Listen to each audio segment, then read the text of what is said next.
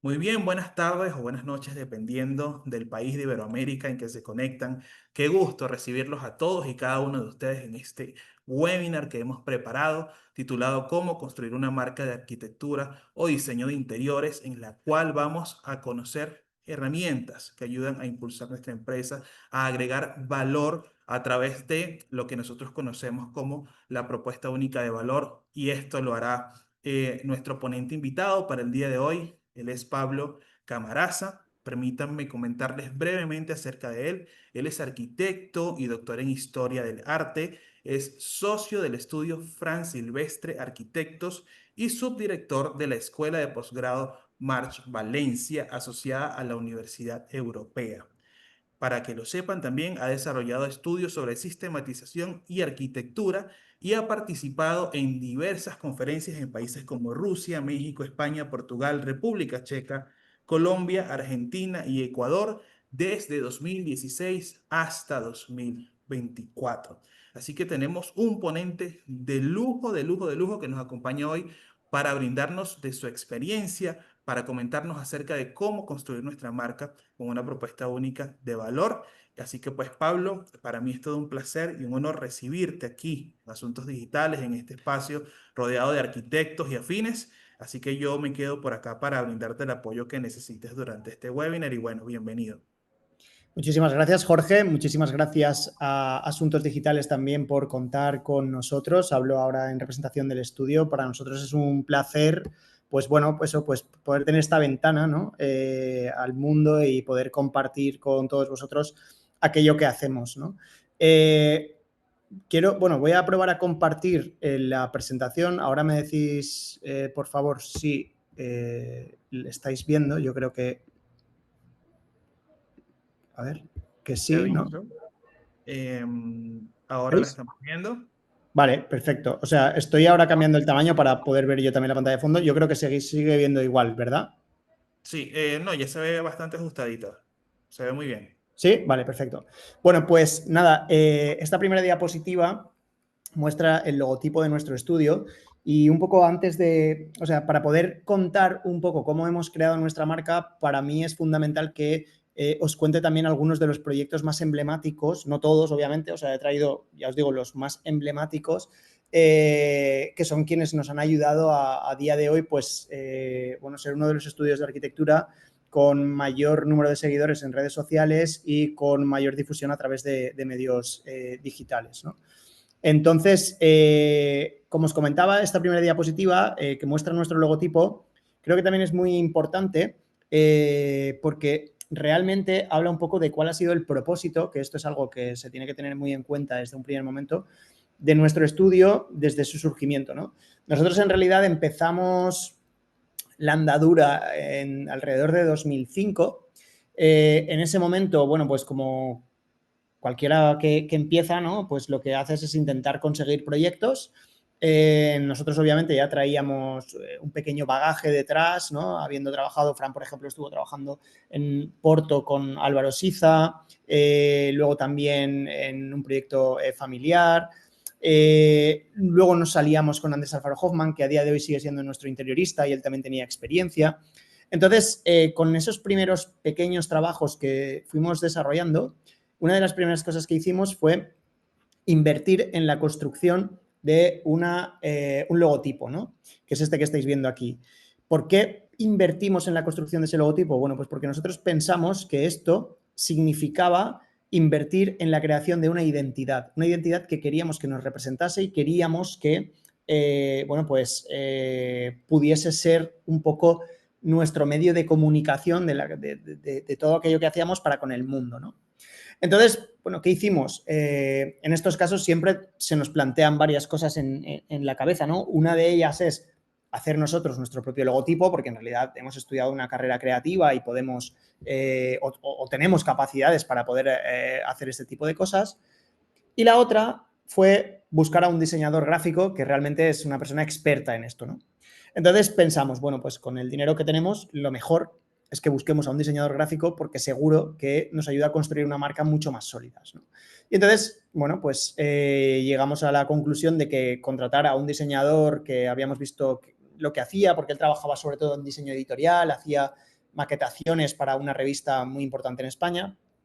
Bueno, pues podría ser algo que nos ayudaría a futuro, ¿no? Y entonces cuando, bueno, pues contactamos con él, le contamos el proyecto, le dijimos un poco en qué consistía, él nos dijo, vale, pues dadme unos días, dadme una serie de, bueno, pues ideas clave y a partir de ahí yo os haré un logotipo. Entonces crea este logotipo que en realidad es una especie de fusión entre dos letras, ¿vale? Una F y una S. Ese logotipo, os tengo que decir, os tengo que confesar que en el momento en el que nosotros lo recibimos estuvo durante un tiempo guardado en un cajón. Es decir, no empezamos a utilizarlo. Porque nosotros, en un primer momento, honestamente, no acabábamos de ver la potencia del mismo, ¿no? Es decir, lo que os comentaba antes, ¿no? Es decir, venimos del mundo creativo, consideramos que tenemos habilidades para desarrollar logotipos, que en algunos casos sí que es así, pero luego, por otra parte, bueno, pues es cierto que cuando te encuentras con un profesional dedicado única y exclusivamente a ello, pues todavía ves que te queda un poco de camino por recorrer, ¿no? Para llegar a ese nivel. Lo que nos ocurrió a nosotros fue que en ese primer momento sentimos algún tipo de...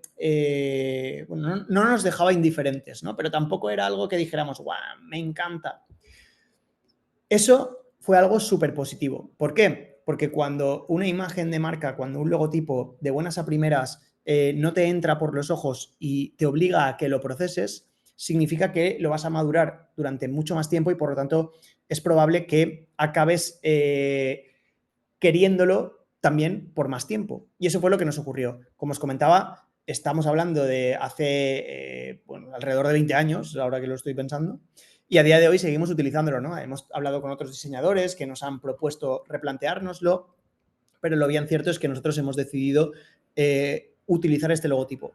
Y ahora os preguntaréis, ¿qué importancia puede tener un logotipo dentro de un estudio de arquitectura? Bueno, pues veréis, el logotipo, como os comentaba, para nosotros supone una identidad. Y una identidad que es muy importante para la construcción de un estudio de arquitectura que, al fin y al cabo, no deja de ser una empresa, independientemente de si tienes 1, 2, 3 o 100 empleados, ¿no? Al final, la estructura es una estructura de empresa porque tú tienes que rendir cuentas al fisco, ¿no? Y obviamente al fisco le va a dar igual que tú le digas, yo soy un estudio de arquitectura. No, no, tú eres una empresa y tienes que actuar como tal. Entonces, ¿qué significa que seamos una empresa? Significa, entre otras cosas, que las empresas no suelen ser habitualmente, ¿no? Empresas que, bueno, lleven o sea, el nombre de una persona y cuando esa persona ya no esté, las empresas desaparezcan. Ya os digo, no es habitual, sí que hay empresas así, obviamente, pero generalmente las empresas, si quieren crecer, lo que buscan es despersonalizarse. Entonces, nosotros teníamos un poco, por un lado, la idea de que el estudio, como la primera persona que se constituye como estudio como tal es Fran Silvestre, pues debía mantener ese nombre, ¿no? Porque él había dado ese paso. De hecho, se había desvinculado, como digo, de un proyecto familiar que también llevaba su propio apellido. Entonces, ¿qué puedo hacer? Pues tengo que poner mi nombre. Entonces, lo que ocurre es que pensamos, vale, pero si lleva el nombre de Fran Silvestre, realmente casi está haciendo alusión a una persona y dejando fuera a los que nos hemos ido sumando, ¿no? Que en un principio éramos poquitos y ahora ya somos más, ¿no? Entonces pensamos, bueno, pues detrás de ese logotipo, de una imagen que puede ser abstracta, pero que puede decir muchas cosas porque representa letras, ¿no? Representa caracteres, podemos enmascararnos todos nosotros, ¿no? Y entonces así es un poco como surge el uso de este logotipo. Es decir, a partir de determinado momento pensamos, tenemos que recurrir al logo porque la realidad es que es el que habla de todos nosotros, ¿no? De hecho, nosotros seguimos siendo Fran Silvestre Arquitectos, pero cada vez más utilizamos FSA. Esto no es algo que nosotros hayamos inventado, como os podréis imaginar. David Chipperfield también lo hace, es DCA, ¿no? David Chipperfield Architects, y el estudio de Zaha Hadid también lo hace, ¿no? Es ZHA, ¿no? Ahora además que ella ya no está. Pero realmente en el campo de la arquitectura y del diseño nos vamos a encontrar siempre con dos casos. El del estudio de arquitectura que desaparece cuando el arquitecto o la arquitecta desaparece y el estudio de arquitectura que trasciende, que sobrevive, ¿no? A su fundador, ¿no? Hay un caso dentro del mundo del diseño que para nosotros es muy interesante, que es el de Walter Torwin-Tighe, porque Walter Torwin-Tighe fue uno de los pioneros del diseño estadounidense que creó un estudio que se llamaba Tighe, que es su apellido. A día de hoy, él murió hace ya bastante tiempo, Tighe sigue funcionando, porque convirtió su apellido en una marca. Entonces, esto es algo que a nosotros nos inspira y entonces a partir de ahí creamos el logotipo. Pero claro, ahora me diréis, está muy bien tener un logotipo, pero detrás tiene que haber un sustento que justifique la existencia de ese logotipo. Es decir, tenemos que tener algo que demuestre que ese logotipo de verdad representa pues un estudio de arquitectura. Y a partir de ahí es cuando nosotros también, bueno, pues empezamos a dar forma a un discurso que parte precisamente de unas ideas, ¿no? Este discurso nosotros lo hemos bautizado como la belleza eficaz, ¿no? The Efficient Beauty. Entre otras cosas, porque es lo que perseguimos, ¿no? Cada vez que desarrollamos un proyecto buscamos la belleza. ¿Cómo? Intentando implementar conceptos tales como la innovación, que para nosotros es muy importante, o también la sostenibilidad. Como os podréis imaginar, no siempre y desde el primer momento puedes empezar o todos podemos empezar aplicando todo lo que queremos. Aún así, nosotros nos sentimos afortunados porque desde un primer momento sí que pudimos dar salida a esas ideas formales, ¿no? Desde el punto de vista formal que teníamos en mente, ¿no? Así es que un poco para hablaros del recorrido y de cómo hemos ido construyendo nuestra marca, os traigo, como os comentaba, algunos de los proyectos más representativos del estudio, ¿no? Uno de ellos es el de la casa en el acantilado. La casa en el acantilado es un proyecto que se construye en la costa valenciana, en la costa concretamente de la provincia de Alicante, después de que unos clientes entrasen por la puerta y nos dijesen, queremos tener una casa frente al mar en una parcela que hemos comprado que tiene una fuerte pendiente.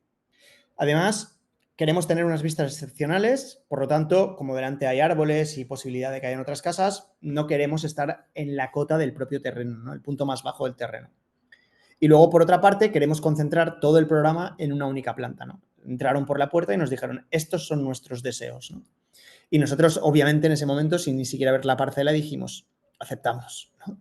Y entonces, claro, ahí nos dimos cuenta de que nos enfrentábamos a... Bueno, ahí no. Cuando llegamos y vimos la parcela nos dimos cuenta de que nos enfrentábamos a un reto que quizá nos sobrepasaba, ¿no? Pero aún así decidimos seguir adelante porque, ya os digo, era el principio del estudio, los comienzos del estudio. Teníamos muchas ideas, pero necesitábamos materializarlas para que esa marca que estábamos intentando construir de verdad adquiriese forma, ¿no? Y entonces, bueno, pues cuando llegamos allí empezamos a darle vueltas. Nosotros normalmente trabajamos de la siguiente manera. Planteamos 3 propuestas.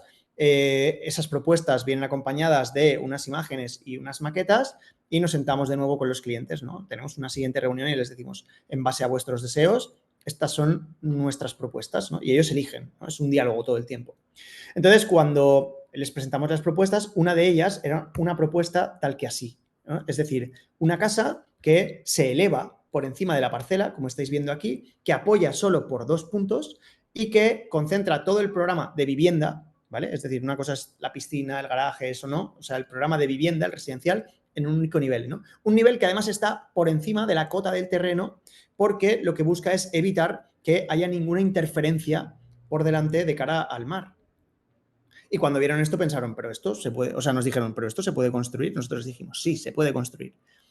También muy osados por nuestra parte, ¿no? Porque en ese momento tampoco lo teníamos muy claro. Pero cuando nos preguntaron el porqué del proyecto, ahí es cuando nosotros les dijimos que estábamos buscando, desde el punto de vista constructivo, la sostenibilidad en el medio. ¿Por qué? Pues entre otras cosas, porque si os fijáis, nosotros para la construcción de este volumen intentamos alterar en la menor medida posible el terreno sobre el que descansa. En vez de haber construido toda una cimentación, ¿no? O un volumen que se inserte en el terreno alterando la práctica totalidad del mismo, lo que hicimos fue generar esta L, que es como coger un libro y abrirlo, ¿no? Y sobre la misma L posar esa planta en donde se distribuye la vivienda, ¿no? Hay caras como esta de aquí, que es una cara totalmente opaca, pero si ahora nos volvemos a girar, veréis que es un plano muy, muy esbelto, ¿no? Y además, también nosotros teníamos una idea en mente, una idea porque nos interesan mucho las cáusticas, ¿no? Los reflejos del agua sobre las fachadas o sobre las cubiertas, en donde lo que buscábamos era generar cierta transición, una continuidad entre el mar y la vivienda. Y eso intentamos conseguirlo a través de una lámina de agua que se iba a convertir en la piscina, ¿no?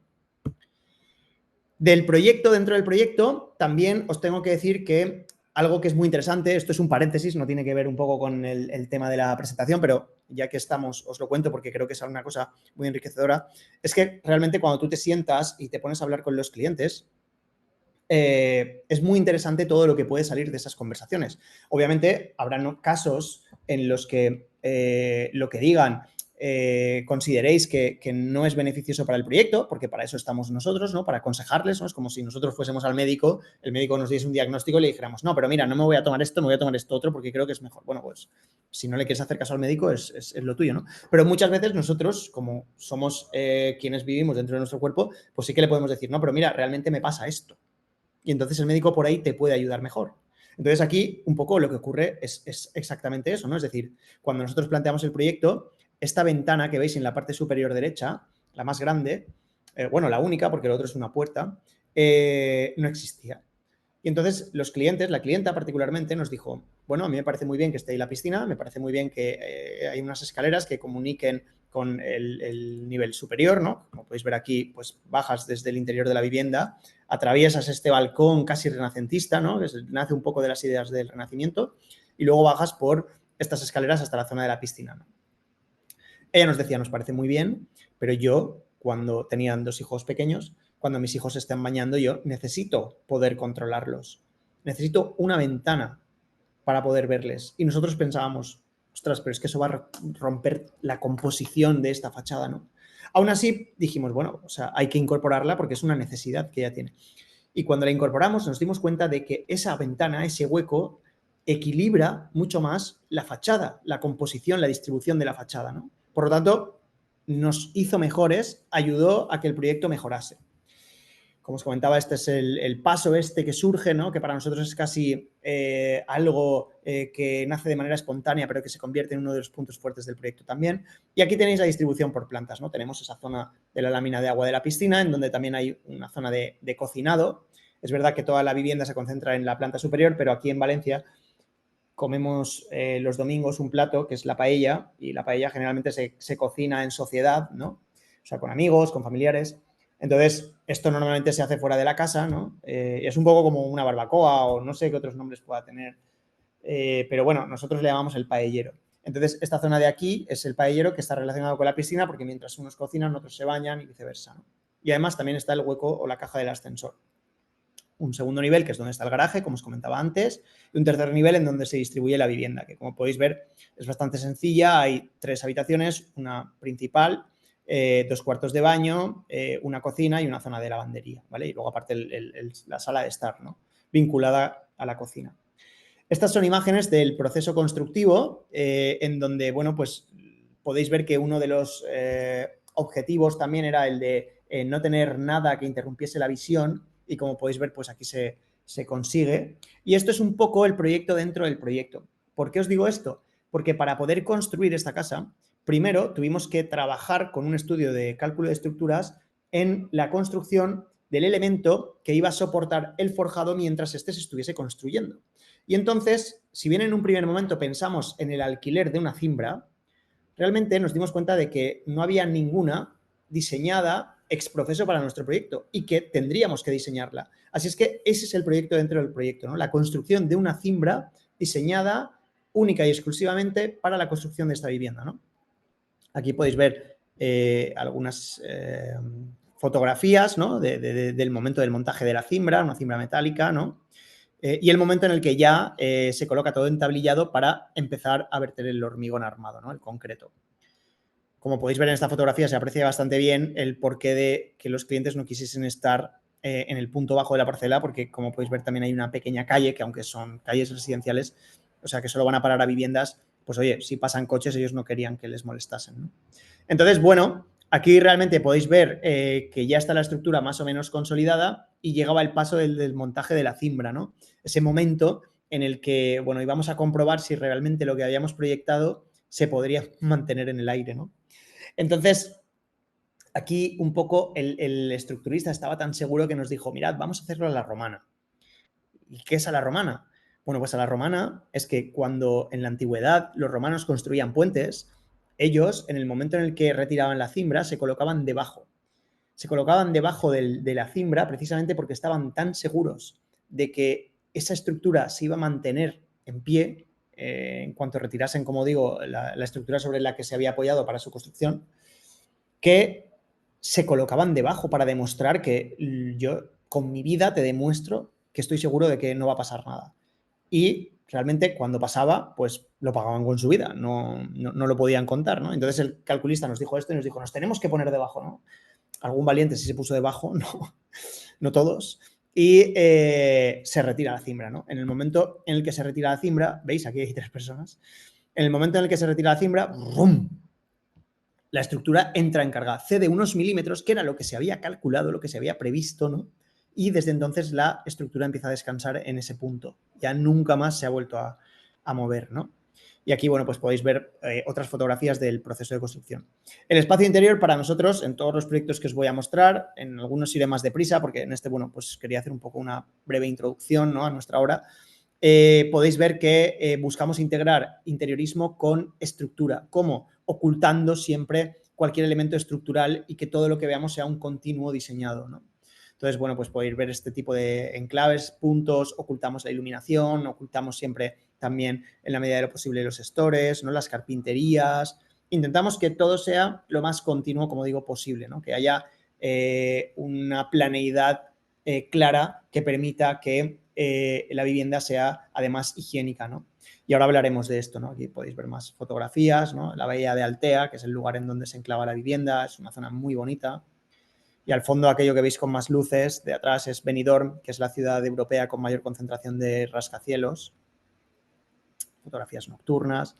Y ahora pasamos a otra casa, ¿no? Esta casa os la traigo básicamente porque, como digo, también es uno de los proyectos icónicos del estudio en cuanto a que se enclava en un entorno protegido, por lo tanto ya entra una nueva variable, ¿no?, que es la de la preservación o el cuidado por el entorno, ¿no? Y en segundo lugar, porque hay algo que es un factor que también se tiene que tener en cuenta a la hora de trabajar, ¿no? Y es que no siempre vamos a trabajar con los mismos presupuestos. Entonces, en este caso, nosotros aceptamos este proyecto. ¿Por qué? Porque cuando tú estás creando una marca, creando una identidad, tienes que transmitirle con tu trabajo al público, al gran público, ¿no?, qué tipo de encargos puedes recibir, ¿no? Entonces, el primer proyecto tenía un presupuesto X, ¿vale? Y este proyecto tenía un presupuesto que en su totalidad equivalía a la partida de pavimento del anterior proyecto, ¿vale? O sea, imaginaos, lo que se habían gastado en el anterior proyecto solo en pavimento era todo el dinero que tenían en este proyecto para construir su casa. Claro, si tú estás generando una identidad de marca, necesitas que la gente sepa que eres capaz de hacer una cosa y la otra. Así es que tienes que ser también capaz de saber qué proyectos tienes que escoger, ¿no? Así es que, como os digo, hay otra nueva variable, ¿no?, que es la de vamos a insertarnos en un casco histórico en donde hay un elemento muy importante tener en cuenta, ¿no?, o un aspecto a tener en cuenta, que es el grado de protección del entorno en el que vas a construir, ¿no? Y además, sobre todo, porque aquí podéis ver la trama urbana. La trama urbana es heredada del periodo de dominación islámica que tuvimos aquí durante 700 años, ¿no? Entonces, las calles son angostas, muy irregulares porque buscan generar sombra, ¿no?, como ocurre, por ejemplo, en el norte de África. Y además, como podéis ver, todo esto rodea una montaña en donde en su ladera hay un castillo en ruinas, un castillo islámico en ruinas, ¿no?, ya prácticamente desaparecido, pero del que se puede intuir parte de la planta, ¿no? Y este es el resultado de la vivienda, ¿no? Con ese dinero que ellos trajeron, construimos esto que estáis viendo aquí, ¿no? Esta es la casa en la ladera de un castillo que surge también un poco de la premisa de unos clientes, ¿no?, de, bueno, pues construir una vivienda con ciertas limitaciones económicas que fuese respetuosa con el contexto, pero que no cayese en un falso histórico, que esto es una cosa que a nosotros también nos preocupa mucho, ¿no? Es decir, vale, voy a trabajar en un casco histórico, pero yo no tengo que construir tal y como se construían las casas allí en el siglo XV. Yo tengo que construir la casa contemporaneizándola, ¿no? Es decir, voy a ver cómo con los conceptos que se aplicaban entonces, siglos atrás, yo puedo extrapolarlos a nuestro tiempo y diseñar una vivienda que, bueno, pues tenga bueno, una coherencia también con nuestro tiempo, ¿no?, que al final es lo importante. Si siempre construyésemos de la misma manera, seguiríamos viviendo en las casas que se construían hace 2000 años, ¿no? Y eso es algo bueno, que tenemos que ir mejorando siempre, porque para eso también está la tecnología, la innovación, los avances en general, ¿no? Así es que, ¿qué hicimos? Pues generamos una pieza, un volumen, que en realidad pretendemos que se pose sobre el terreno, es decir, que descanse sobre el terreno y que no se injerte dentro del mismo, es decir, que sea como un elemento que se ha colocado ahí de manera totalmente respetuosa con el entorno, ¿vale? Y diseñamos esta casa, ¿no? ¿A qué responde este diseño? Bueno, pues este diseño responde a 3 cosas. Nosotros queríamos que la casa partiese de una arista, ¿no? Es decir, intentamos hacer un ejercicio de geometría porque vimos que en el conjunto de viviendas de este casco histórico la geometría tenía un peso bastante interesante, ¿no? Es decir, hay unas composiciones que en función del siglo en el que se han construido se repiten. Entonces, todas ellas responden a conceptos geométricos. Entonces pensamos, bueno, ¿qué es lo que más predomina en este pueblo? Bueno, son ventanas muy pequeñas, son en algunos casos balcones, pero luego también hay una gran cantidad de líneas que tienen una fuerte presencia porque, como comentaba al principio, las calles son irregulares. Entonces tú siempre vas viendo aristas. A partir de ahí pensamos, vale, pues tenemos que trabajar la arista. Entonces trabajamos esa línea de la cual emergen otras líneas. Esas líneas van a dar lugar a esos huecos que os comentaba antes, que primero eran ventanas, luego balcones. Entonces nosotros generamos unos huecos que serían el siguiente paso, ¿no? Más grandes que los balcones, pero con una presencia más discreta, ¿no? Cuando llegamos al ayuntamiento, ¿veis? Aquí veis cómo la pieza se posa, ¿no? Le hacemos ahí un oscuro para que se aprecie perfectamente que realmente no queremos injertarnos en ese terreno, sino que solo queremos apoyarnos en el mismo, ¿no? Y entonces, cuando nosotros le presentamos el proyecto al ayuntamiento para que nos lo visaran, ¿no? Y, o sea, nos lo visó el colegio, pero para que nos diesen la licencia, perdón, el arquitecto municipal nos dice, bueno, esto, estando yo aquí, no se va a construir en la vida. Y nosotros, claro, en ese momento pensamos, madre mía, con todo lo que hemos trabajado, después de haber llegado a un acuerdo con los clientes, ¿no? En cuanto a la estética, en cuanto a la concepción, la idea, ¿no? Obviamente, pues nos desmoralizamos, ¿no? Pero le preguntamos cuáles eran las razones, ¿no? Nos tenía que dar unas razones, ¿por qué no se puede construir? Y nos dijo, mirad, aquí no se puede construir esto por lo siguiente. En primer lugar, no se puede construir porque aquí los huecos tienen que, las ventanas en este caso, tienen que tener un cerramiento. Y vosotros habéis hecho ventanales, ¿no? Pero no me vale que me pongáis una cortina totalmente opaca, no, no, no, tiene que tener un cerramiento. Fijaos que en el casco histórico siempre era la misma recurrencia, ¿no? Es decir, tiene que responder a el conjunto del casco histórico, que me parece muy bien que haya un criterio, ¿no? Y el casco histórico tiene todas las ventanas que se pueden cerrar, ¿vale? Se pueden tapar, ¿vale? Pues muy bien. ¿Cuál es el segundo condicionante? El segundo condicionante es que en el casco histórico todas las casas tienen la cubierta a 2 aguas y vosotros estáis haciendo una cubierta en un único plano, ¿no? Bueno, vale. ¿Y cuál es el tercer condicionante? Y este era el que nos iba a complicar la vida. El tercer condicionante es que todas las casas del casco antiguo tienen un alero. No sé si utilizáis el mismo término para este elemento, pero el alero es en una cubierta la parte que sobresale por delante de la fachada, para que cuando llueva, por ejemplo, la fachada no se moje, ¿no? Es decir, el agua cae, ¿no? Y además tú si vas caminando por una acera, si te colocas debajo del alero no te mojas, ¿vale? Entonces, claro, eso a nosotros nos destrozaba totalmente el proyecto.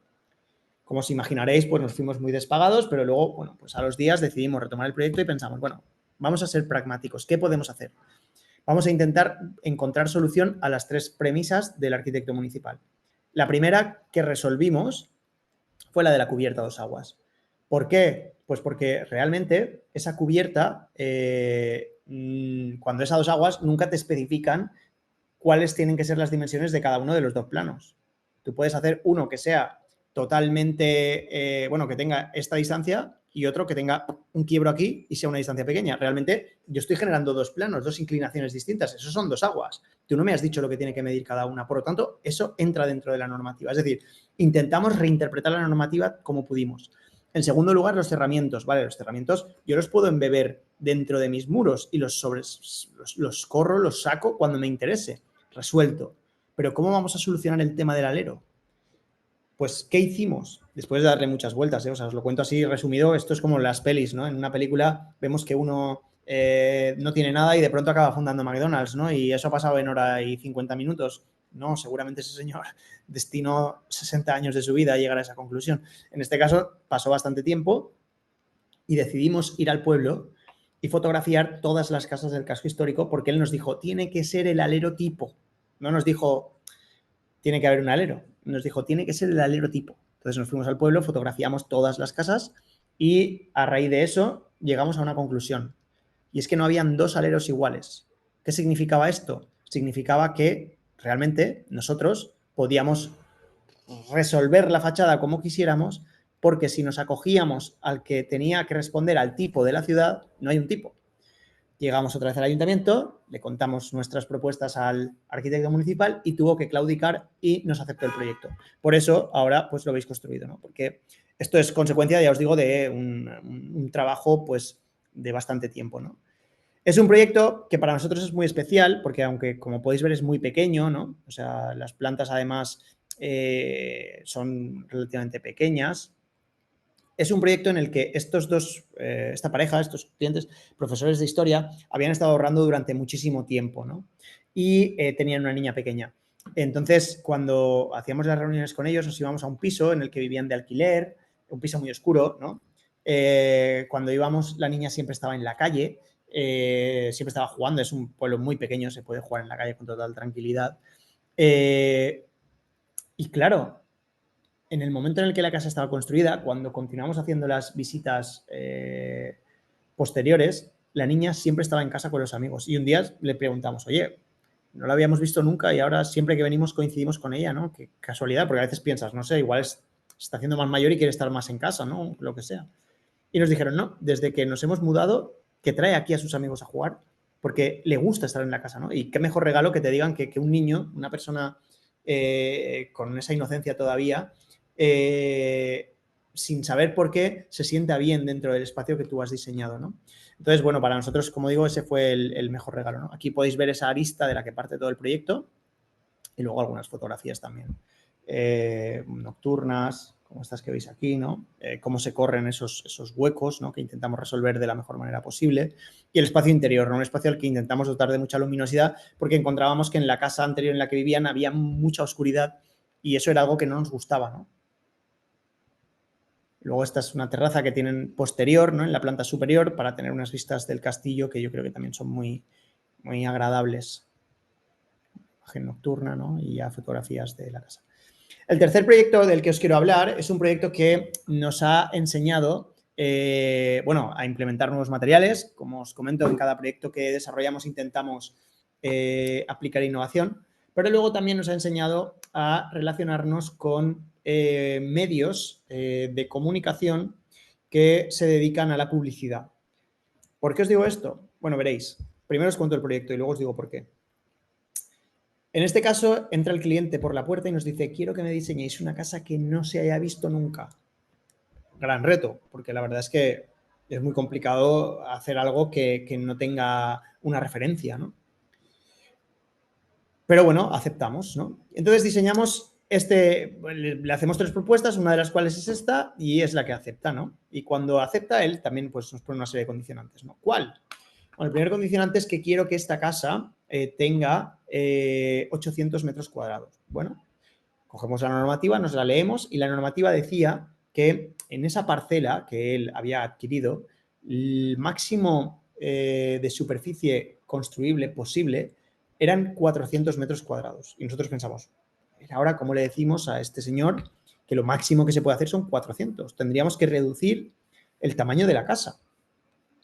Pero nuevamente recurrimos a la normativa, nos la leímos y encontramos que había una serie de vacíos que nos permitían aumentar la superficie. ¿Qué decían estos vacíos? Todo lo que esté bajo rasante, es decir, por debajo de la cota de la calle, eso no computa. Y todo lo que esté bajo una cubierta a dos aguas abuhardillada, tampoco. Entonces, bueno, pensamos, vale, pues ahí ya tenemos la respuesta. En planta baja habrán 400 metros. En planta primera tenemos que de alguna forma justificar que vamos a hacer un espacio de buhardilla e intentaremos meter también más superficie. Y en planta baja también trabajaremos, ¿no? Entonces, al final conseguimos una vivienda que tenía más metros cuadrados de los que el cliente nos pedía, a pesar de que la normativa decía que en esa parcela no se podía, ¿no? Este es el resultado final, ¿no? Esta es una casa en donde aplicamos algunas innovaciones, como por ejemplo grandes paños de vidrio, como este que veis aquí, motorizados, ¿no? Que para nosotros es muy interesante porque ahorras mucho en metal en cuanto a carpinterías, ¿no? Y luego también el uso de un solid surface, ¿no? Un material para la fachada, para la envolvente, que generalmente se utiliza en cocinas o baños, pero que en este caso el cliente, dadas las relaciones que tenía con la empresa proveedora de este material, nos dijo, quiero que toda la fachada sea de este material. Y nosotros le dijimos, pero es que eso es carísimo. Y él nos dijo, sí, sí, pero me da igual porque yo lo voy a sacar más barato y quiero que lo hagamos así. Y entonces diseñamos esta vivienda. ¿Cuál es la, podríamos decir, una de las bondades de este material? Que cuando tú, esto es una fachada ventilada al fin y al cabo, es un aplacado. Cuando tú colocas cada una de las placas, luego, mediante una pasta también del mismo material, que está en estado líquido pero bastante denso, puedes colocar esa pasta entre las juntas, luego pulirla y la junta desaparece. Y esas dos placas se convierten en una a efectos de la vista, ¿no? Es decir, tú estás abajo y aunque en realidad sepamos que se han colocado placas distintas, tú no ves juntas, tú ves un continuo. Entonces, realmente la sensación de que estás viendo una única pieza es excelente. Y luego tiene otra bondad, y es que no se deteriora tan pronto como un satevipal, un coteterm, ¿no? Estos materiales que en realidad son una suma de aislamientos por el exterior, ¿no? Que nosotros también utilizamos mucho y que el acabado final es como si fuera un revoco, ¿no? Bueno, aquí tenéis más imágenes. ¿Y por qué os decía que este proyecto a nosotros nos ayuda mucho en nuestras relaciones con las empresas de comunicación? Pues porque cuando nosotros lo acabamos nos ocurre una cosa, ¿no? Que luego también nos ocurriría con el primer proyecto que os he enseñado. Y es que nos contacta una agencia de comunicación, ¿no? Y nos dice, mirad, tengo un cliente, el cliente es Mercedes-Benz y quiere hacer un anuncio en esta casa que hemos visto, ¿no? Pagamos X cantidad al día, fueron 8 días, pago bastante dinero, ¿no? Porque queremos generar como si fuese esto una gasolinera, ¿no? Y meteremos ahí dos Mercedes, parecerá que están repostando, ¿no? Se lo comentamos al cliente porque obviamente toda esta propuesta económica no es para nosotros, es para el cliente. Si él acepta, el dinero se lo queda a él, es su casa, ¿no? Pero claro, los mediadores somos nosotros porque normalmente estas marcas no tienen acceso a los datos de los propietarios, ¿no? Normalmente me refiero en nuestro caso. A lo mejor hay algún estudio que sí que facilita esos datos, pero no somos nosotros, ¿no? Entonces, cuando ocurre esto, nosotros nos damos cuenta de que en realidad nuestros proyectos son proyectos que bueno, pueden generar, no todos, pero algunos, un beneficio a sus clientes, ¿no? A nuestros clientes, ¿no? A sus propietarios. Entonces, a partir de este momento, nosotros introdujimos una cláusula en los contratos que firmamos con el cliente para pedirle que en el momento en que la vivienda estuviese acabada, antes de que se instalasen en la misma, nos tenían que dejar hacer sesiones de fotografía y sesiones de vídeo. ¿Para qué? Para construir nuestra marca y a la vez también para atraer medios de comunicación que se quisieran hacer eco de nuestro trabajo, ¿no? No sé si sabéis que hay una publicación muy interesante que se llama Privacidad, un libro en realidad, Privacidad y Publicidad, los medios de comunicación, a ver, ¿cómo es? Privacidad y Publicidad es un libro de Beatriz Colomina. La arquitectura moderna en los medios de comunicación de masas, ¿vale? Este libro habla un poco, por un lado, cuenta la historia de cómo Le Corbusier se hacía publicidad y cómo Adolf Loos criticaba a Le Corbusier por hacerse publicidad, pero de tanto criticarle, también su nombre sonaba cada vez más y por lo tanto se volvía también una persona popular, ¿no? Entonces, trata de la importancia de utilizar canales de comunicación para, bueno, pues dar a conocer tu trabajo, ¿no? Es decir, hace tiempo la arquitectura era una profesión que a nivel estatus pues estaba a la par, por lo menos aquí en España, con otras como la de registrador de la propiedad, notario, ¿no? Profesiones que no necesitaban de publicitarse porque la gente cuando necesitaba algo iba y te buscaba y tú ya tenías casi el trabajo asegurado de por vida. Pero llega un momento en que la arquitectura se liberaliza, ya todo el mundo que quiera puede estudiar la profesión y eso hace que haya más competencia. cómo discriminar, ¿no? Entre, bueno, si tú tienes ganas de hacerte una casa o quieres hacerte una casa, cómo discriminar entre arquitectos o arquitectas, ¿no? Pues a través básicamente del conocimiento de su trabajo. ¿Cómo conocerlo? A través de la comunicación, de la publicidad, ¿no? Entonces, a partir de este punto, nosotros dijimos, no, hay que establecer una cláusula para que siempre nos dejen hacer fotografías y vídeos en nuestros proyectos. Y a partir de ese momento, nosotros también empezamos a trabajar, bueno, pues en la medida de lo posible, con medios de comunicación que difundiesen nuestro trabajo y, bueno, pues de alguna manera también nos ayudasen a llegar más lejos, ¿no? Entonces, como os digo, este proyecto para nosotros es muy importante justamente por esto que os digo, ¿no? Aquí os traigo unas fotografías de la construcción. En realidad es un ejercicio de cuadratura del círculo, ¿no? En realidad no es un círculo, es un óvalo, pero hay 4 puntos de apoyo en unos extremos, ¿no? Y el centro es todo diáfano, ¿no? Aquí podéis ver más fotografías del exterior, el plano de planta sótano, planta baja y planta primera, ¿vale? Aquí podéis ver algunas secciones. La normativa conseguimos camuflarla, o sea, sortearla diciendo que esta cubierta curvada era una buhardilla y por eso nos aprobaron el proyecto. Aquí podéis ver más fotografías delante de un campo de golf, por lo tanto las vistas, la parcela acaba donde está el seto aquí delante, ¿no? Pero las vistas lo vuelven casi infinita, ¿no? Muy profunda. Luego también pues generamos un patio inglés, esto que estáis viendo aquí abajo es un patio inglés para que la planta sótano tuviese luz natural. Y luego algo que para nosotros era muy importante es que el núcleo de comunicaciones, ¿no? Estas escaleras que comunican planta baja con primera planta, tuviesen un lucernario que actuase a modo de alfombra. Conforme van pasando las horas, esa luz natural se va moviendo, ¿no? Y va bañando el suelo como si fuese una alfombra viva. Aquí podéis ver más imágenes, ¿no? El interiorismo de los baños. Pues en este caso, como podéis ver aquí, estas piezas que no en todos los puntos se eliminaron las juntas, porque obviamente tenemos que dejar espacio para las dilataciones. Y ahora os voy a hablar de la Casa Hoffman, ¿no? La Casa Hoffman es otro proyecto que para nosotros ha sido muy importante porque es casi una reinterpretación de un referente, ¿no? Uno de nuestros referentes es Mies van der Rohe y nosotros lo que hicimos fue coger la Casa Farnsworth e intentar reinterpretarla, ¿no? Como podéis ver aquí, pero aplicando las innovaciones de nuestro tiempo, ¿no? Un poco lo que comentábamos antes. ¿Cómo? Pues en la Casa Farnsworth tenemos toda una estructura metálica con una serie de elementos o columnas, podríamos decir, sustentantes que tienen cierto espesor, pero ahora las nuevas técnicas nos permiten tener todo un cerramiento de vidrio acristalado con unos montantes mucho más esbeltos. De hecho, en las esquinas, no sé si lo apreciáis, pero no hay montante. El vidrio es un vidrio que después de muchas pruebas que nos hicimos nosotros mismos, conseguimos que no acumulase condensaciones, no se empañase y impidiese que por ahí se fuese el frío o el calor en función de la estación, ¿no? En el centro, además, hay una pastilla, que es donde están las zonas húmedas y los espacios privados de la casa, que realmente, bueno, también bebe un poco de la tradición japonesa, en donde tú puedes ir corriendo y cerrando puertas en función del uso que le quieras dar a las habitaciones, ¿vale? Entonces, bueno, por delante hay una lámina de agua, ¿no? Que genera esa continuidad entre cielo y tierra. Aquí podéis ver una fotografía aérea y luego otras fotografías de la propia fachada, ¿no?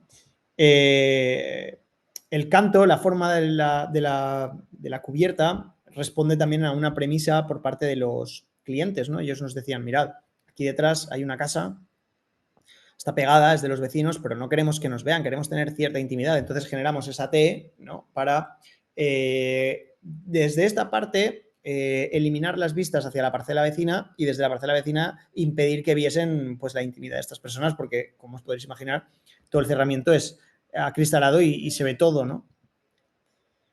Y luego, otra característica de esta vivienda es que aquí nosotros implementamos otra innovación, en nuestro caso, es decir, no lo habíamos hecho hasta el momento, que es una estructura de doble materialidad.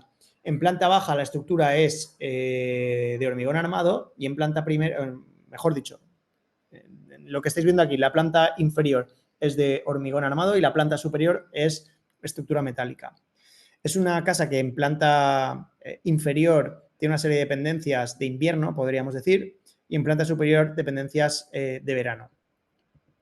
Aquí podéis ver, por ejemplo, la sección de la cubierta en donde podréis apreciar que el plano de cubierta no es tan esbelto como se ve en las fotografías. Ahí hay un efecto óptico porque un poco más adelante el mismo se recrece, el canto aumenta para que ante viento y tal no pandee, es decir, se mantenga sólido, ¿no? Aquí podéis ver la estructura que, como podéis ver, es súper esbelta. Y luego la otra estructura, la de la planta inferior, que es de hormigón armado, ¿no? Es un proyecto que, bueno, bajo mi punto de vista, pues supuso también un antes y un después dentro del estudio, sobre todo porque como ya teníamos esa lista de bueno, empresas de publicidad, medios editoriales y demás, nos contactaron enseguida para que en el momento en que vieron las fotografías que hicimos, que nosotros siempre las colocamos en nuestra web, y el vídeo, pues para compartirlo en sus redes sociales, en revistas, ¿no? Y ha sido uno de los proyectos más publicados alrededor del mundo en nuestro caso. Como podéis ver, bueno, pues en este pasillo que tenemos a la izquierda se abren toda una serie de puertas cuando uno quiere, ¿no? Que son las que compartimentan o sectorizan ese espacio privado de zonas húmedas que os comentaba, ¿no? Planta baja es algo mucho más estático. ¿Vale? Bueno, fotografías nocturnas también. Y ahora os voy a contar cómo nosotros hemos ido innovando y cómo hemos ido generando otras marcas, ¿no? Ahora luego os contaré realmente cuál es la base teórica de todo esto. Bueno, ahora enseguida, tampoco me voy a extender mucho, que veo que me quedan 10 minutos. Pero sí que os quería hablar de cómo nosotros hemos, con esta idea de ir aplicando innovación e ir aplicando en la medida de lo posible una arquitectura sostenible, hemos ido estudiando los procesos constructivos, ¿no? En la Unión Europea hay un propósito, un objetivo que consiste en que en el año 2030, el horizonte de 2030 se llama, de hecho, la huella de carbono en la construcción sea cero, ¿no? El impacto de la huella de carbono en la construcción sea cero. Eso pasa porque todo lo que construyamos no consuma, o en la medida de lo posible consuma muy poco, porque que no consuma es muy complicado a efectos económicos en primer lugar, ¿no? Pero en segundo lugar también que bueno, los procesos constructivos que se llevan a cabo sean procesos también sostenibles, que esto es algo que muchas veces no se tiene en cuenta, ¿no? Cuando decimos, no, es que ese edificio, el impacto que tiene la huella de carbono en ese edificio es X, porque es un edificio que consume, gasta, tal. Vale, pero ¿y el proceso constructivo cómo ha sido? Porque a veces tú dices, no, la huella de carbono del edificio es mínima, pero ¿y el proceso constructivo? A lo mejor sí ha sido muy alto. Entonces, con este sistema nosotros estuvimos dándole vueltas a cómo generar un impacto mínimo desde el punto de vista constructivo. También llevábamos mucho tiempo pensando en que en la arquitectura debíamos intentar precisar más las cosas, ¿no? Porque llegaba un cliente y nos decía, yo tengo este presupuesto, pero luego siempre habían desviaciones, siempre pasaban cosas. Y luego la otra variable es que el cliente venía y nos decía, quiero que la casa esté en 6 meses y estaba en 8 meses, en 10 meses, en 12 meses, porque nosotros realmente somos como una especie de directores de orquesta, es decir, no trabajamos solos, trabajamos en equipo y muchas veces parte del equipo pues no llega a tiempo, los suministros no llegan, hay un problema con alguna provisión que ha subido de precio y hay que replantearlo todo, o etcétera, etcétera, ¿no? Es decir, pasan muchas cosas. ¿Cómo podríamos nosotros diseñar una arquitectura que fuese precisa en tiempos y en costes? Pues con esto creamos New Houses, que es otra marca, ¿no? Dentro de la creación de marcas del estudio que hemos querido dividir del FSA justamente porque en FSA queremos seguir haciendo esa arquitectura que os he contado hasta ahora, ¿no? Con New Houses lo que buscamos es diseñar procesos de industrialización, de sistematización desde el punto de vista constructivo, ¿no? Entonces generamos toda una serie de volúmenes muy sencillos, aquí podéis ver alguno, ¿no? Son, como podéis ver, este es un modelo que llamamos N70 porque tiene 70 metros cuadrados, una habitación, comedor, cocina y un baño, punto. Y unas piezas que realmente, bueno, pues desde el punto de vista constructivo no presentan dificultades, ¿no? Entonces, ¿qué hacemos? Bueno, esta es la N160, es un poco más grande y esto realmente es una fotografía ya de un proyecto construido, es decir, esto no es un render, ¿no? De hecho, esto es un proyecto que podríamos considerar una especie de concesionario de casas porque o sea, lo hemos construido gracias a un inversor para que las casas se puedan enseñar, que la gente las vea y que digan, me quiero llevar esta, y entonces se le construye esa, ¿no?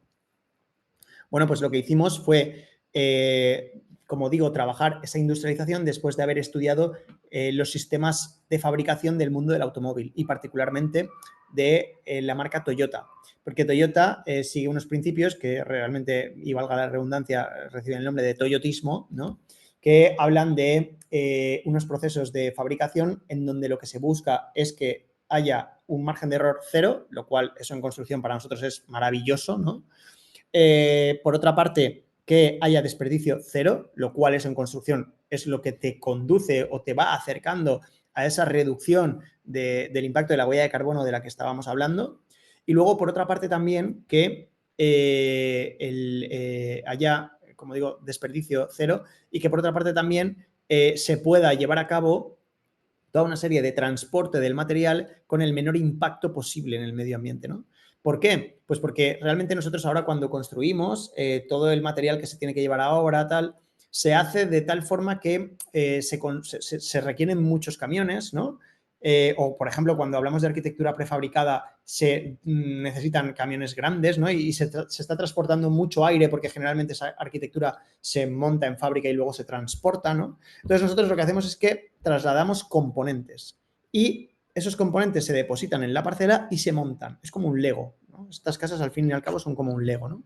Entonces, bueno, pues podéis ver aquí algunas fotografías de las mismas. Estos son resultados ya finales, ¿no? Y, bueno, recurrimos a distintos materiales, tanto de interior como de exterior, ¿no? Es decir, hemos generado una especie de paleta de materiales en donde tú puedes escoger pues una casa con tonos cálidos o una casa con tonos neutros, ¿no? Es decir, es una elección del cliente, ¿no? Es decir, yo quiero la casa que hay al fondo de la izquierda, pero con tonos neutros. Y ahora la que estás viendo allí es de tonos cálidos. Bueno, pues no pasa nada. Se puede construir porque tú puedes elegir, te la puedes personalizar, vamos. Aquí podéis ver fotografías del interior. Uno de nuestros objetivos era que la apariencia de esta arquitectura fuese la misma que la de la arquitectura tradicional, entre comillas, que estamos llevando a cabo, ¿no?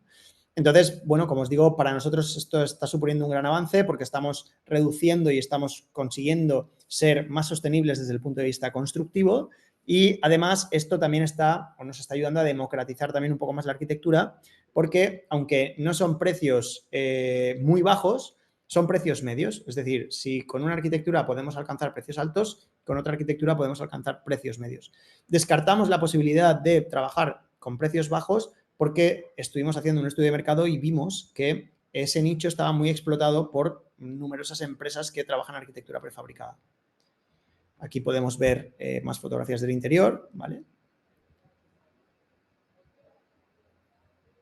Y ahora os voy a hablar de cómo concebimos todo esto, ¿no? Antes Jorge ya lo ha adelantado un poco. Nosotros desde nuestros comienzos hemos estado vinculados a la universidad desde el punto de vista académico. Primero Fran tuvo la oportunidad de empezar a dar clases, una pequeña asignatura, luego yo, luego también otros compañeros como Seba Casatrián y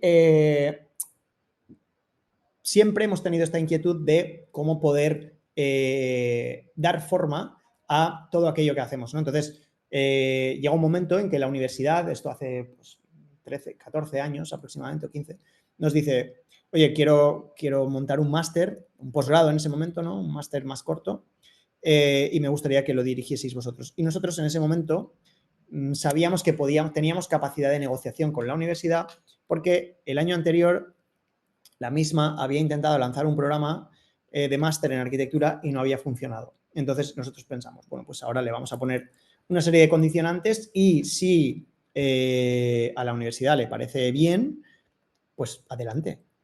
¿Cuáles fueron nuestras condiciones? Bueno, la primera es que las clases se tenían que impartir en nuestro estudio. Nuestro estudio, ahora lo veréis, es el antiguo taller del escultor Andreu Alfaro, ¿vale? Y, como podéis ver, cuenta con su propia marca, que es Spy Alfaro. O sea, nuestro estudio está en este lugar, pero no solo estamos, o sea, no solo es nuestro, también es de los herederos del escultor, ¿no? Porque él falleció hace también 13 años, hacer ahora, ¿no? Entonces es un lugar mágico porque está repleto de esculturas. Andreu Alfaro fue el introductor del minimalismo en escultura en España Y, bueno, como os digo, para nosotros es súper inspirador y pensamos, oye, tenemos 5.000 metros cuadrados, ¿por qué no montamos un aula aquí y que las clases se den aquí? Porque tú cuando decides hacer un máster en odontología, por ejemplo, ¿no? En ortodoncia, tú acabas dando las clases en una clínica que es donde más vas a aprender. Cuando decides hacer un máster en Derecho, acabas en, no sé, en un bufete, porque es donde más vas a aprender. ¿Por qué cuando haces un máster en arquitectura todo es teórico? ¿Por qué no puedes hacer un máster donde hay un estudio de arquitectura? De hecho, nosotros tenemos aquí el estudio de arquitectura y el estudio de diseño interior. Por lo tanto, podíamos abrir el espectro de alumnado a gente que viniese de la arquitectura y gente que viniese del diseño interior. Pero no nos quedamos ahí. Nosotros intentamos reunir toda una serie de marcas que son Andreu Alfaro por un lado, que es todo el legado del escultor, Alfaro Hoffman Studio y Alfaro Hoffman Colección, que es el estudio de interiorismo por un lado, y luego la mayor colección que hay en Europa, y no exagero, de diseño de producto, y os explico por qué. Alfaro Hoffman tiene alrededor de 5.000 objetos y es la mayor de Europa porque estos objetos son electrodomésticos. Entonces, como en Europa no hay mucha gente que, no sé si en el mundo, que coleccione electrodomésticos, él tiene la mayor colección, ¿no? Pero tiene un porqué. ¿Por qué colecciona electrodomésticos? Porque él lo que busca es justificar que el diseño entra en nuestros hogares a través de las cocinas, ¿no? Entonces, gracias a su exposición, tú puedes seguir esa narrativa y lo entiendes, ¿no? Luego, nuestro estudio. Luego, a la derecha del todo, podéis ver el logotipo de New, que son estas casas sistematizadas que os estaba comentando. Y luego, a la izquierda de New, podéis ver el logotipo de March, que es la escuela que nosotros creamos, ¿vale? Entonces, para nosotros es muy importante el hecho de convivir entre distintas marcas, porque lo que hicimos fue diseñar un programa en el que lo que queríamos era cubrir todas aquellas carencias que sentíamos que tenía la universidad con lo que considerábamos que era de vital importancia para quienes decidiesen dedicarse a nuestra profesión e introducirse en el mundo profesional, ¿no? Entonces, ¿qué es lo que hicimos? Bueno, pues generamos un programa que hilaba todas las empresas que convivimos aquí, que por suerte pues estamos todas vinculadas, ¿no? Somos todas una, podríamos decir, ¿no? Pero además incorporando aquello que nosotros durante el ejercicio de nuestra profesión, es decir, con los proyectos que os he contado, por eso primero os he contado los proyectos, nos habían hecho aprender qué era lo necesario, ¿no? Entonces, ¿cómo empezaban nuestros másters o cómo empiezan nuestros másters? Con un primer módulo dedicado única y exclusivamente a la comunicación. Comunicación desde la creación de tu marca hasta la comunicación de la misma. ¿Cómo? Desde el momento en el que tú haces un proyecto y lo comunicas para captar nuevos clientes hasta el punto en el que lo que haces es intentar de alguna manera que con esas fotografías que estás haciendo, tu cartera de clientes también se vaya ampliando, ¿vale?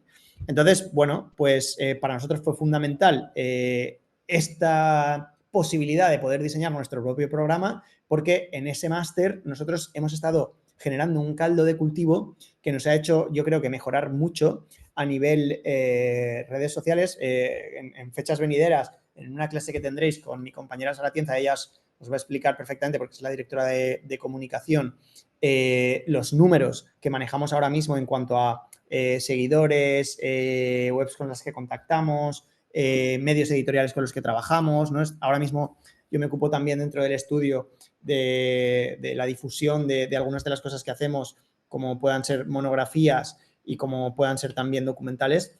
Y la verdad es que ahora sí que tenemos una cartera en ese sentido muy, muy, muy amplia, ¿no?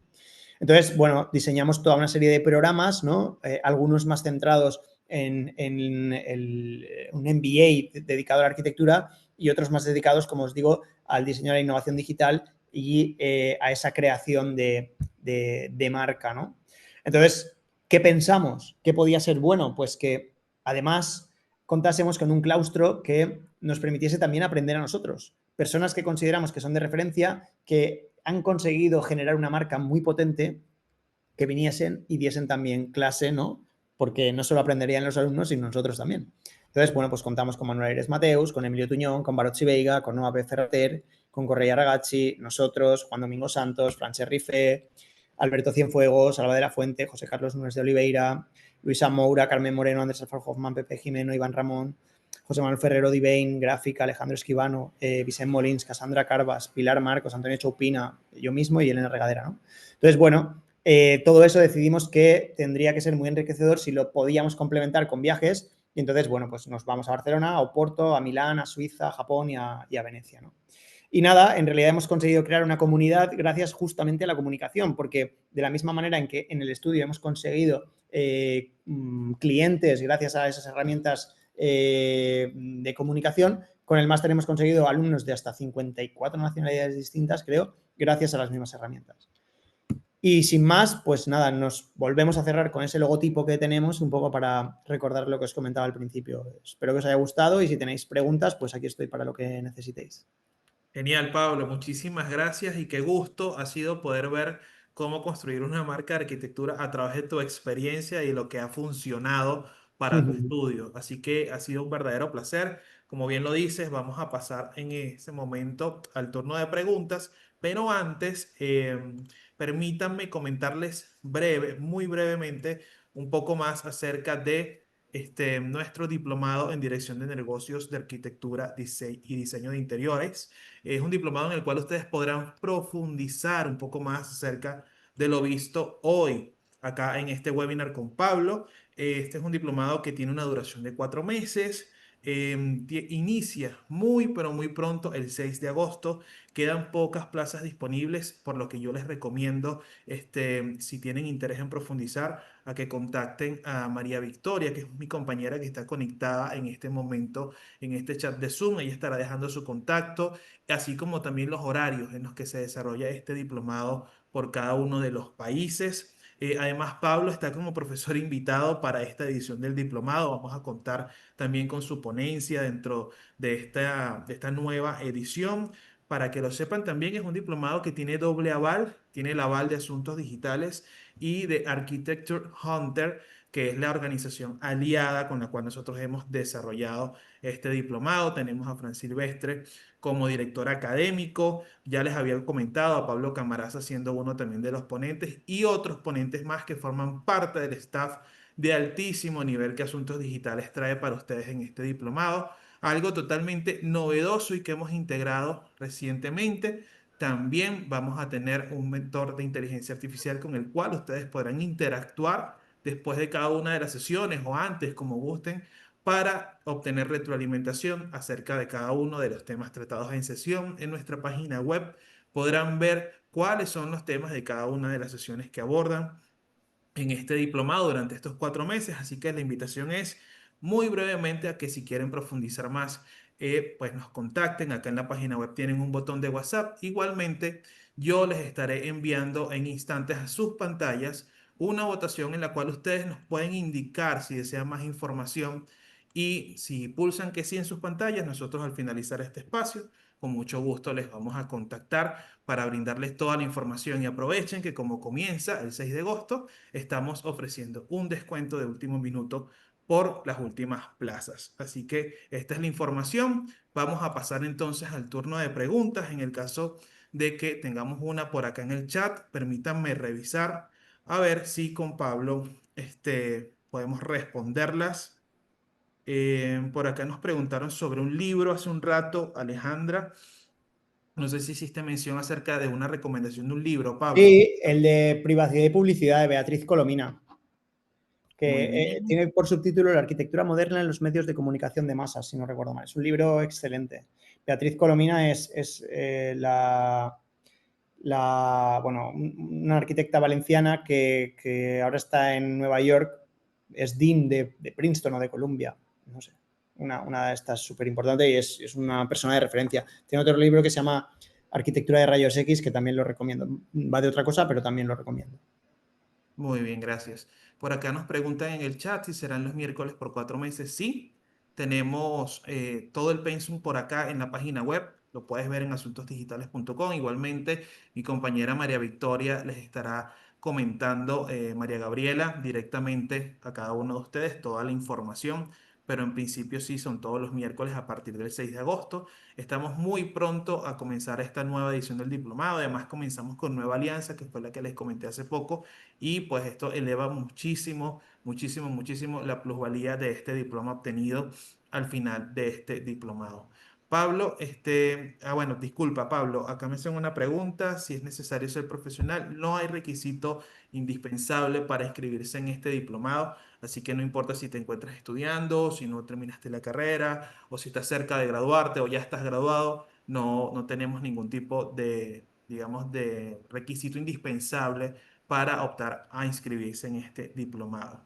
Así que si tienes interés, Martín, contacta con mi compañera María Victoria y ella con mucho gusto. Igualmente, si pulsaron en la encuesta que si quieren participar, serán contactados directamente.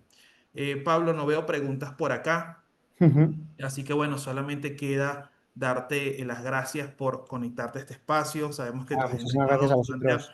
bastante apretada y que pues hiciste el esfuerzo de compartir con nosotros y pues todo lo compartido acá, según veo el reflejo en el chat, ha sido de mucho provecho para todos los arquitectos. Me alegro muchísimo. Nada, pues estamos en contacto y nos veremos pronto. Gracias, Pablo.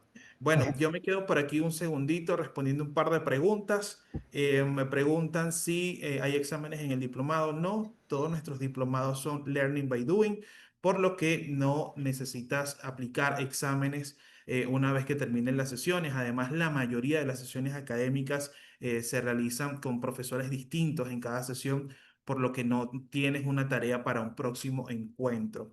Las inscripciones están próximas a cerrar porque las plazas son limitadas. Una vez que las plazas se completen o los cupos, como lo mencionamos en algunos países, ya cerramos las inscripciones, por lo que sí sería recomendable aplicar o hacer una reserva de plaza, que es algo muy común de que algunos alumnos aplican. Gracias y saludos desde México. Gracias por toda la información. Así que bueno, vamos cerrando este espacio. Muchísimas gracias a todos por conectarse. Espero verlos nuevamente en una próxima invitación. Recuerden, que la grabación de este espacio estará disponible en el canal de YouTube de Asuntos Digitales y también si ingresan a asuntosdigitales.com en la parte de videoblog, allí van a tener la grabación publicada. Muchísimas gracias a todos y que estén muy bien. Cuídense.